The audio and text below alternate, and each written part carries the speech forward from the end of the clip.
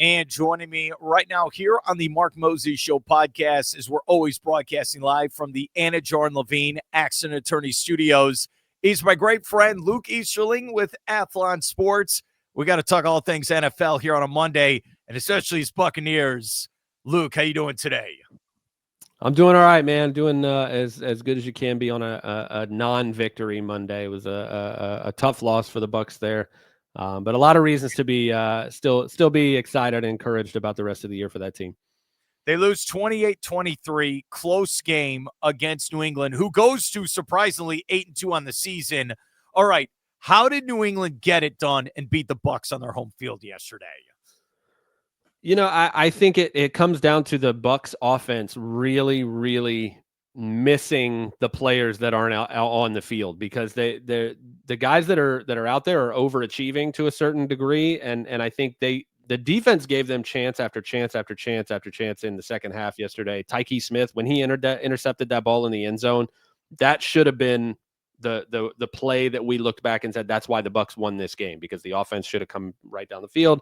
They should have taken all the rest of that time. They should have scored a touchdown and won the game. That's just the way it should have happened. So they lost because the offense couldn't take advantage of those opportunities in the second half, and because the defense got too tired. This is something the Bucs fans have seen for years and years. Usually it was in the past. It hasn't really happened a ton the last couple of years. But eventually you can play good defense for a while, but you just get exhausted, especially in Tampa, the humidity and all of that. Like, you just those long runs by Travion Henderson, especially the second one, it's just you just get too tired. The offense couldn't take advantage of the opportunities. It's on you to keep giving the ball back to them over and over and over again. They couldn't do it. So what I'll say overall about this Bucs team is you know, that the haters will look at them and say they're just not good enough to beat the good teams. Like, they're going to beat up on the bad teams, but they're not good enough to beat the good teams, because who are the teams they've lost to this year? They lost to the Lions, they lost to the Eagles, and now they've lost to the Patriots. They lose to the best teams that they're facing. And I'll agree with them with this caveat. The Bucs are not good enough to beat the best teams in the NFL without Mike Evans, without Chris Godwin, without Bucky Irving, without Kalijah Kancey, without Luke Gedeke, without which he came back on Sunday, but he's been out since the first drive of week 2. You know, the Bucs played almost that entire game on Sunday with their third and fourth string guards at left and right guard in the starting lineup. Ben Bredesen left in the first half with a hamstring injury. Cody Mauch's out for the whole year. I mean, they're trying their best. Baker Mayfield's receiving core yesterday was rookie Emeka Egbuka, who's fantastic, rookie 7th round draft pick Tez Johnson, who's been fantastic, Sterling Shepard, who he had to lure out of retirement to come to Tampa, Ryan Miller, Cam Johnson, an undrafted free agent rookie, Cade Otton at receiver. Like, they are playing as well as a good team should be expected to play without 6 starters that are among the best players in the league at their position. So I'm not going to make excuses for this team, because they should have won that game. They had their opportunities, but it's not surprising to me that, as banged up as they are, they're having trouble hanging with the best teams in the league that are just healthier than they are, so they're better than they are. For this team to be 6-3 with all the injuries that they've dealt with up to this point, I think is a miracle. I agree with you. I look at, if I take a step back, you're scoring 20-plus points a game. You're putting up points. You're in every single game. I agree. All those guys out on offense, you still only lose by 5. 1 or 2 plays, you're right there.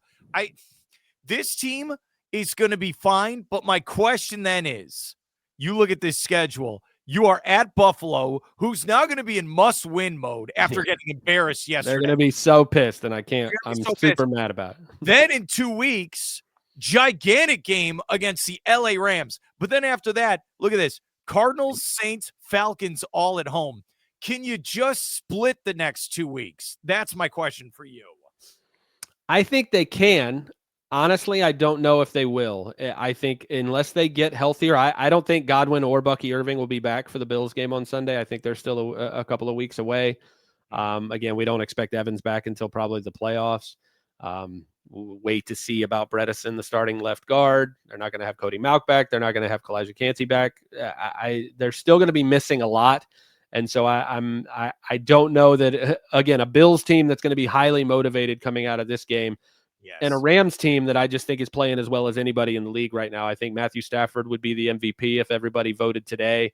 and that defense is young and aggressive and fiery. I don't know that.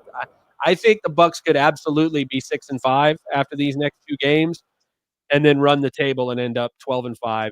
And because again, the rest of that schedule that you didn't mention after those 3 weeks, they get the Panthers twice, who look tougher than they may be expected to be, but they also just lost to a 1-win team on Sunday. Maybe they are kind of who we thought they were, and they get the Dolphins. So that 6-game stretch down toward the end of the season is gonna tell the tale for them. Those are all 6 very winnable games for them, and they're gonna be highly motivated, especially if they lose these next 2.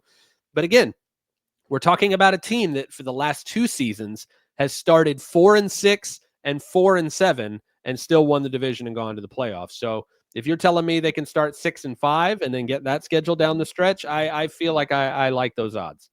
Was that upset yesterday where the Saints beat the Panthers? Was that big for the Buccaneers? It was huge for the Bucs again because you didn't lose any ground in the division race. Even if the Panthers had won, it wouldn't have been as bad because you lose to the Patriots, who's an AFC opponent, so it doesn't get into division records and tiebreakers or even conference records and tiebreakers. So the fact that the Falcons lost again to Indy, the fact that the 1-win Saints, who really aren't a threat to you right now, and you've already beat them once, you beat the Falcons once already. They beat the Panthers, who you still have to play twice. It allows you to keep that game and a half lead in the division. You didn't lose any ground at all.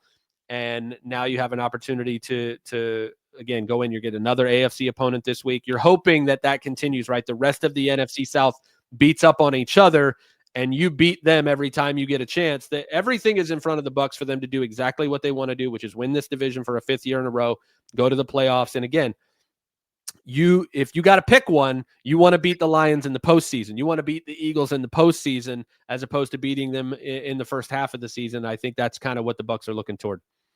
My question for you is with Baker Mayfield. It's kind of like, it reminds me of Caleb Williams a little, where it's like, all right, we're going to come out, we're going to do this offense. Then in the 4th quarter, all right, do whatever you have to do. Go do some magic. Is that good or bad for the Buccaneers offense, even with all those injuries? I think it's a double-edged sword, and I think we saw some of that on Sunday. We saw the good and the bad. One thing we want to remember, again, I talked about the injuries. It's so hard to do that when you have two starters missing at both your guard spots. Interior protection is so important, especially for a quarterback like Baker, who's a shorter guy who needs to be able to step up and see those passing lanes on the interior. When you've got backups and backups at those positions, it's so hard to be effective in the pocket and to not drop your eyes, to not be concerned about what's happening, especially when you're a shorter guy. But I'll also say that people forget that they have a first-time play caller at offensive coordinator in Josh Grizzard, who's 35 years old. And I think the Bucs fans have gotten spoiled with Dave Canales in year 1 being great and then going on to be a head coach. Liam Cohen, the same thing last year, and the same thing going to Jacksonville. Josh Grizzard, I think everybody's expecting him to just show up and be incredible. I think he's been pretty damn good for a first-year offensive coordinator. I just still see growing pains there. I think you're still seeing a guy who's trying to figure out certain things, trying to learn what best patterns and processes are. He's learning on the job, and I think he's still been better than average for a first-year guy. But some of those struggles, I think, really do come down to the injuries and who's missing and the fact that a first-year play caller is learning on the job right now, and all of those struggles are to be expected. What did you think of the New England quarterback yesterday? I think if it's not Matthew Stafford MVP right now, it's Drake May. He's the 1A. If I had a vote, which I don't, those 2 guys would be at the top of my list, and I think Jonathan Taylor would probably be at 3.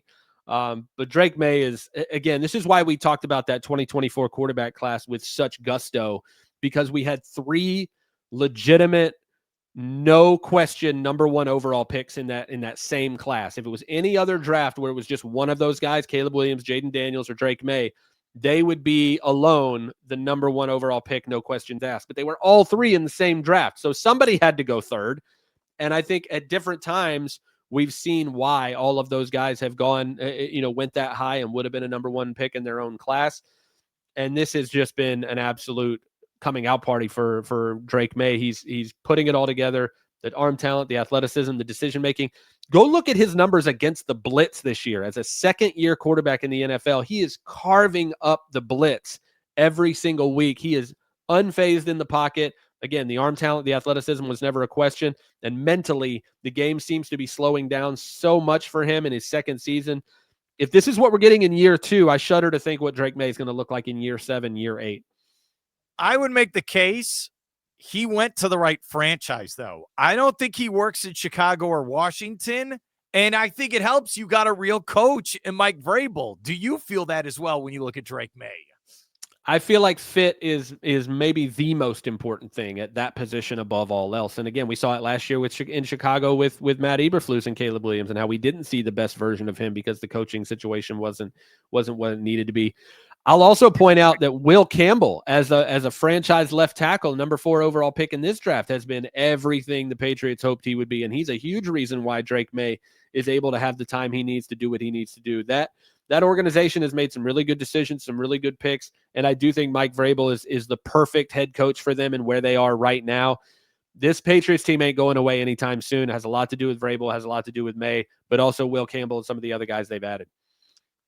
I look at a Buffalo and a Miami and New York where you had 20 years of Brady and Belichick, then you had a window for 5 years to get something done. I'm just shaking my head, Luke. I want to point out that he's doing this. His wide receivers right now are Kayshon Boutte and Pop Douglas and rookie Kyle Williams and Hunter Henry, and he doesn't have a quote unquote number 1 wide receiver. Like, he doesn't have a star wide receiver to throw to, and he's still just doing all of this at such a high level that, again, if you get him anywhere near a top 10 receiver in this league, let alone a Jamar Chase and Justin Jefferson and T. Higgins and all these other guys, Malik Neighbors, like Jackson Dart has to work with. You get him anybody like that in this next draft class, maybe. Oh boy, it's nasty. And you know what's funny? I still would take Caleb Williams. I'm sorry. I turned into a homer. That's fine, as you should. And we saw why on Sunday, man. That dude's the truth too. That's why that draft class was so special, because I think all 3 of those teams are very happy with the picks they've made, and that you love to see that.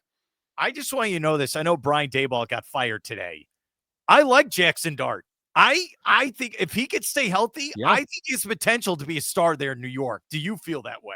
I do. He needs to go to baseball training camp. He needs to go to spring training and learn how to slide, because he has been evaluated for 4 concussions. He's been evaluated for a concussion 4 times in his first 7 games.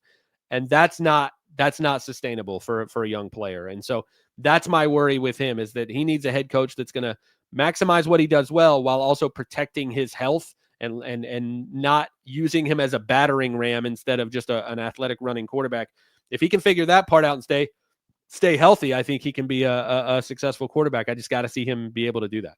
You know what's so funny? We were just talking about Luke Easterling, about the right fit, organization, coach.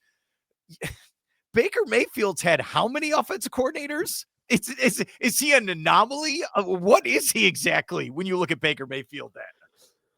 I mean, I just think he's a very unique player. I think anytime you have a 6 foot tall at best quarterback who doesn't run a 4.4, who is a number 1 overall pick, first of all, a guy that was a walk-on to a Heisman Trophy winner to a number 1 overall pick to kicked out of Cleveland to cut by the Panthers, and then he ends up in the his story is such a unicorn, and I think he just found the perfect spot in Tampa where everybody was like, oh, who would want to follow Brady?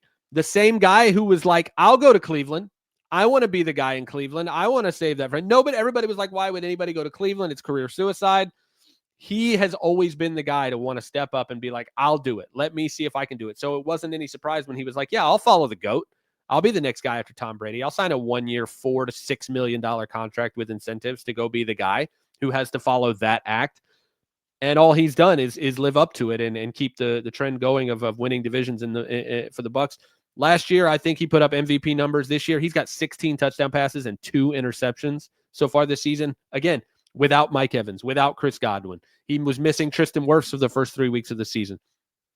Baker Mayfield has yet to play a game this season with his entire starting offense. They brought the entire offense back from last year. That unit has not played on the field together so far this season. He still got the Bucs at 6-3. He's still got 16 touchdown passes and just 2 interceptions. I think what he's done in Tampa is commendable. I think he's got a very, very unique story, and I'm happy that he's the quarterback in Tampa. I think Bucs fans are too. let's end with this. I know you're a busy man here on a Monday, so thanks for coming on, Luke Easterling. Talking to the draft in hindsight, the Jaguars played yesterday and should have won that game. You know what they're missing? They should have taken Tyler Warren or Colston Loveland with their pick.